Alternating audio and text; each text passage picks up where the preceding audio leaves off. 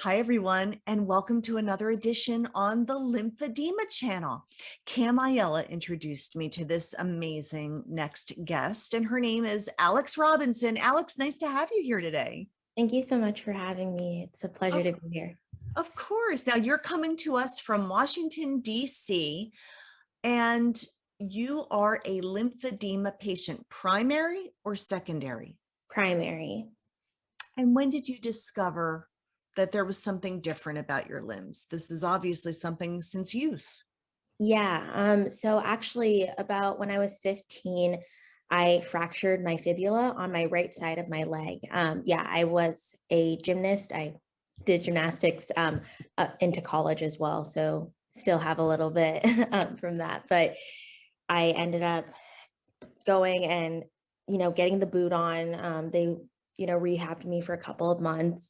And during that time, I realized that my right side, like my right top of my foot, and a little bit into my calf area was really swollen.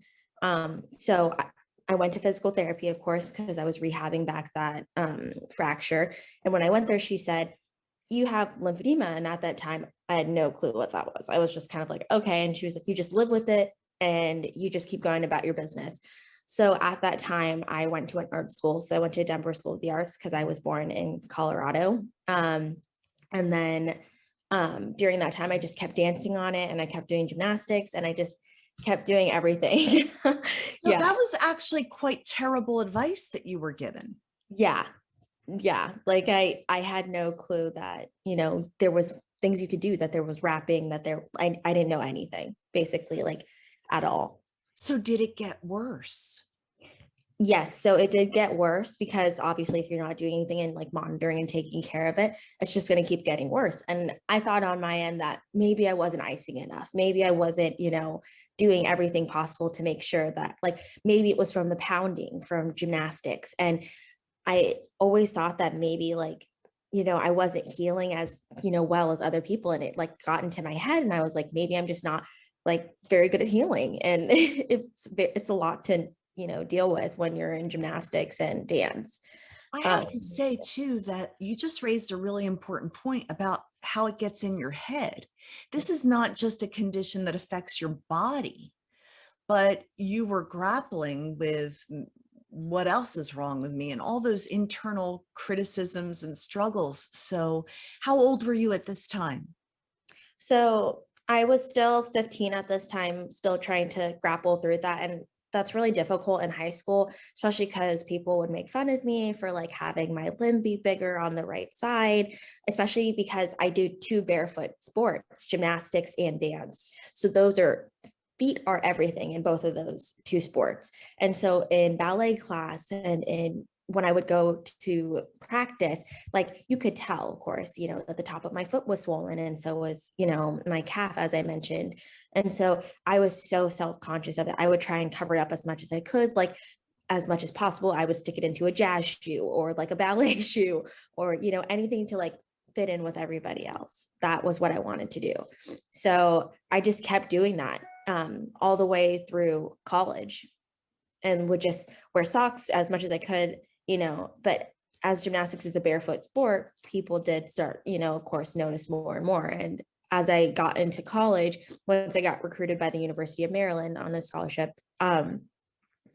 I they noticed as well. And they were like, "Do you know like what's wrong with it?" And I was like, they said I had this thing called lymphedema, and I'm just gonna, they said there's nothing you really do about it. Yeah. And So, I'm so impressed, and I hope the audience is encouraged by this. So, despite having this condition, you got a scholarship and were recruited to Mhm, do sports. mhm. Talk about a fierce approach to life and a limitless approach to life. Good for you for that. But did they know anything about lymphedema when you got to college? And So they had no clue either, but I kept on having these like little nagging injuries. I got a stress fracture on my left leg, and just kept on getting these little things my freshman year. So my freshman year of college, they decided to have me go to a specialist. At the time, I went to a specialist with Kaiser. I don't know if you know Kaiser, but they are not very good with specialties. So I went, they did a lymphoscintigraphy on me, and they were like, yep, you have lymphedema. And I was like, okay, so now what do I do? I'm really excited now that like I've seen this person, he knows that. And he goes, you just live with it. That's just how it goes. Wow. Obviously, you didn't just accept that though. No, of course not. And my mom was like, there's just, that can't be true. Like my mom is my biggest advocate and was like, there's no way that like, that's possible. There has to be other. So we just kept trying every avenue. So when I would come home from school, like for breaks and things like that, she would look up certain specialists I could go to in Colorado. So I started seeing someone who would do manual like drainage for me in Colorado. And then I also had a specialist that I would see every once in a while in Maryland. But unfortunately, lymphedema is not super well known. So if you don't have like a specialist who really knows what they're doing, then, you're not really doing much to, help Hmm. that affected limb. So the therapist I was seeing in Maryland didn't really know a ton about lymphedema.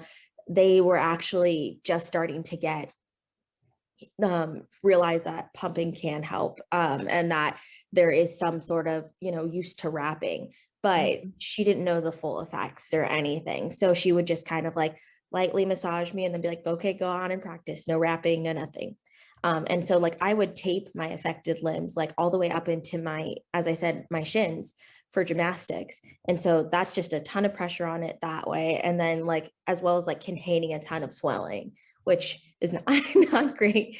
But I didn't know any better at the time. And, there was nothing I could really do and had a really hard time figuring out, And yet you how to stayed get. competitive. Yes. So I did compete my freshman year. My sophomore year, though, because of all the inflammation and everything going on, I actually tore my ACL my sophomore year. Yeah. And so I had surgery January of that year after I had torn it my sophomore year. And after the surgery, then my left started swelling. Yeah. So I was so confused because I was like, I have one good leg. What's happening? How do I have like two bad legs now? And the Yeah. emotional component too, you were passionate about your gymnastics and about dance. And now you're looking at a condition that could impact your ability to do what you love doing. And that's the thing, is that no one at this time had told me that there's nothing, like there's limitations at that time. So I just kept going about my business, and like I would be in a lot of pain and I would just kind of be like, it's fine, it happens to everybody, everyone's in a lot of pain, like like I'm sure everyone who has lymphedema is just in a ton of pain all the time because I just didn't know any better. Wow. So that was definitely like one, like an eye-opening experience once I started like, actually getting help for this disease, and people being Mhm. like, you're not crazy. You're not, it's not normal to be in this kind of amount of pain. And like that was the first time that like, I actually felt like some relief once I like, So yeah. when you connected with other people who had, how did you connect? Was it Google search, chat rooms? Yeah. So I actually went to see you both. This is the funny story. So my mom saw Angela's story on in Colorado on the news. And so when she saw it, she was like, Alex, I saw this woman, she had lymphedema and she went to CU medical like sports. And I was like, that's crazy, because I've gone to like CU medical multiple times, and like I didn't know that they had like a lymphedema like specialist.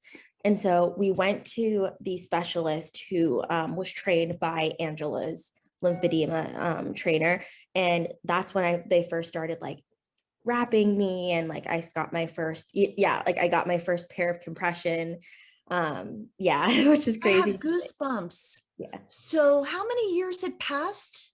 That 15 till 15 to 22, 23. So we're talking about end of college. At that point I had stopped gymnastics. Oh, and I have goosebumps. How did you feel when you finally realized that there is something I can do to manage this?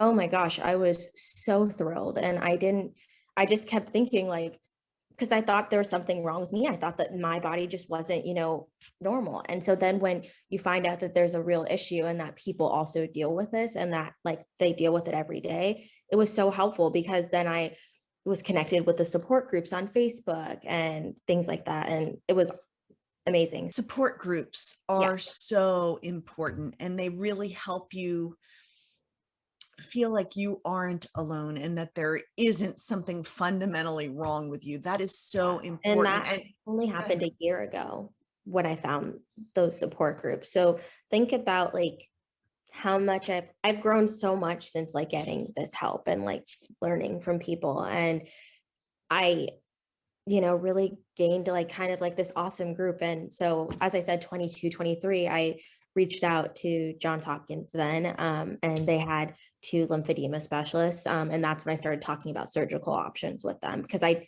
didn't even know there were surgical options for lymphedema at that. I'm interviewing you right before you are going to see the preeminent surgeon, microsurgeon, super microsurgeon, Dr. Chen. Are you Mhm. excited? I am thrilled. So before I mentioned, I was with Johns Hopkins and I had a lymphovenous bypass done and it was unsuccessful. And so I thought, once again, I'm in this situation where there's nothing anyone could do for me. I'm in pain. They said that there's nothing else that can be done. That's it. But then I go on to one of the support boards and I hear people and they're like, you have to go to Dr. Chen. Dr. Chen's the best. And I was like, well, what does Dr. Chen have that, my surgeon at Johns Hopkins doesn't have, like at that point I had been with her, we're talking about, as I said, year and a half, 2 years.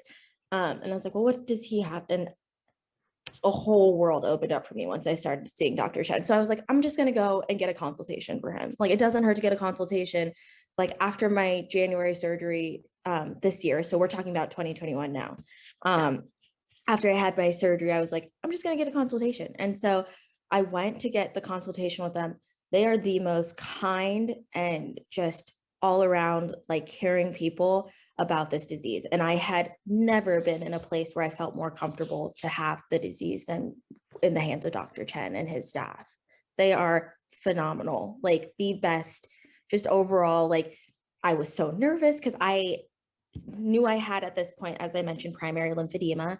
So I knew I was going to be getting we're looking at 12 shots in my limbs. So like they were going to do my hands because like I had never gotten my hands done before. And then they were going to also do my two affected limbs on my right and my left leg.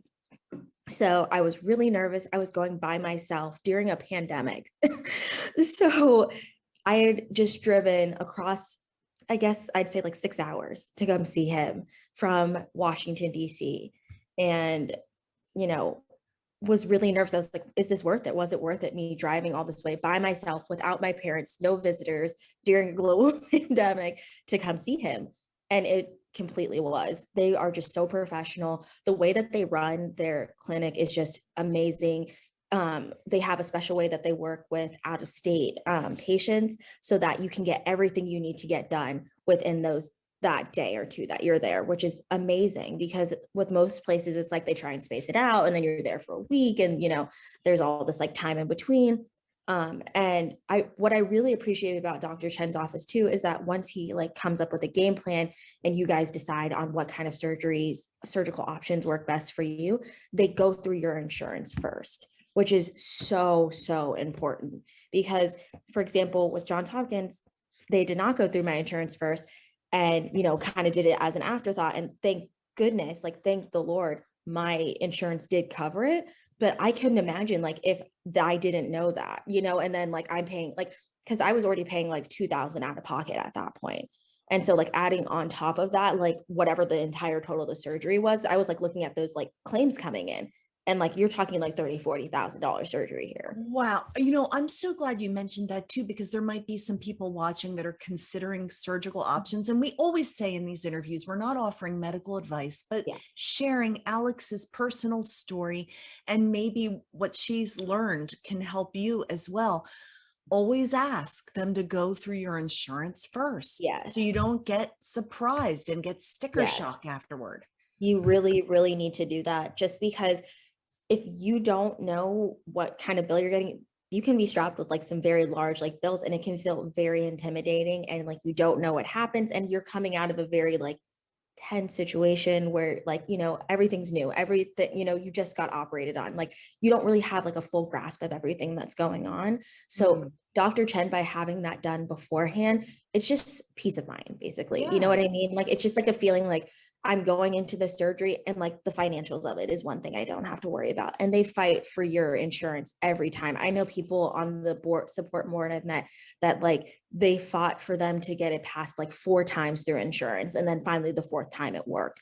Like they will go to bat for you. And I think that that is amazing every time. And I have actually 6 surgeries with Dr. Chen, so I will be with him for a long, long time.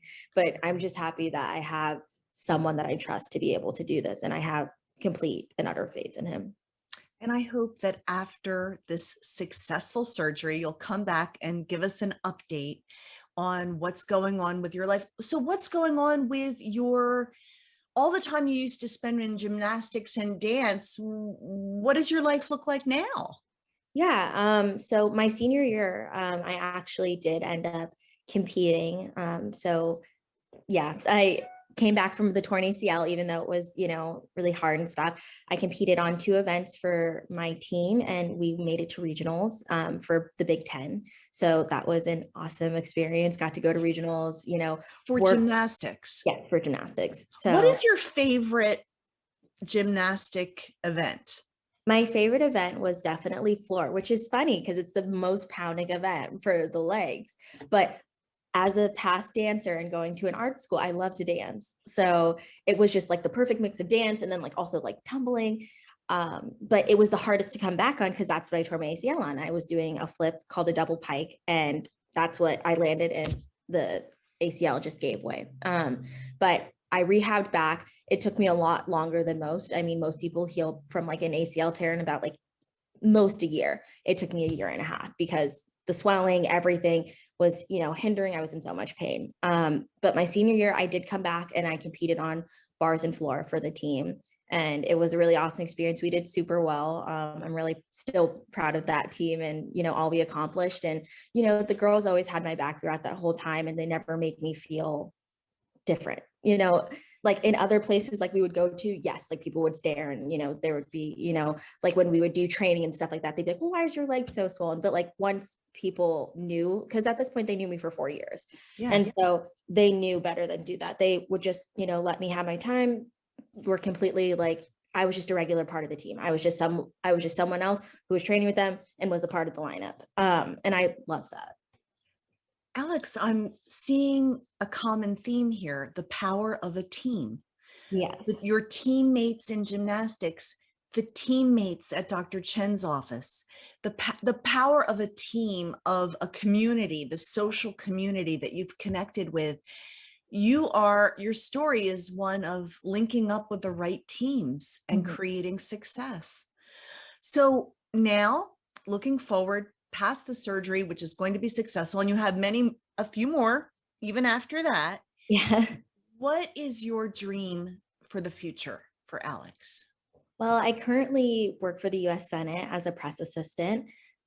So my like goal is to be able to, walk around the Capitol because that's where I work, is to walk around the Capitol pain-free and, feeling comfortable and, being able to wear the nice pantsuits that everybody else wears without feeling like I have to get one size up, in order for my legs to fit. So I think that's just going to be so fun when like, just wearing outfits that like make me confident and, you know, my family has always been like my biggest support system. I have an amazing boyfriend. I have an amazing like parents who have always supported me through everything, and an amazing sister and brother too, who every surgery, everything, always been there, always a hand I can reach out to or like a, lap I can cry on. But they like just being able to have an opportunity to like show them that all that they've done for me is like finally, coming to fruition. All the like time that they've spent, like my mom was devastated when that first surgery was unsuccessful. So she's just Dr. Chen, like, and the fact that she couldn't be there, because I told you they live in Colorado and I live in DC. So the fact that she couldn't be there for my first consultation, like, was gut wrenching for my mom. So when I told her how comfortable I was and like how great I felt after my time with Dr. Chen, she was like, that's just anything a mother wants to hear. So I'm just really excited to be able to like, you know, be with my family and like show them like the progress that like Dr. Chen has made, you know, and the amazing work his team has done. So I'm really excited about that. I know it's not, you know, there's no cure, there's no magic end all be all to lymphedema, but you know, just a better quality of life is like what I'm really looking forward to. Kind of got choked up when you were talking about your family and your Yeah. mom. And what has struck me, Alex, is not only are they going to be so blessed to see that all this struggle has come to fruition with a better quality of life, but it's made you who you are. In so many ways, the depth that you have and your depth of spirit and the woman that you are is in large part because you have dealt with this lymphedema and so beautifully. You know, people can either get bitter or better in life. And it seems quite clear to me that you have gotten better. I think that, you know, when you find out you have lymphedema, it's always crushing. And so don't ever like, you know, subdue those feelings and like don't feel something because at the end of the day, I felt it too.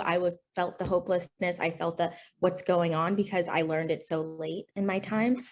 But don't give up. Continue to like, if someone tells you, you know, that like it's just you don't, you know, just live with it, just deal with it. Don't take it. Like, please continue to like look for help because there are amazing people out there that are willing to help. And I did not know that until now. But at the end of the day, I'm still young enough to be able to fix it and to, you know, get the help I need. And at the end of the day, I think that anybody is still in the position to get the help. Dr. Chen is able to help. There are amazing therapists. There are amazing people who will work with you. I now see a specialist, an occupational therapist in DC who works with me once a week and does manual lymph drainage. And like, we just go over my compression and things like that.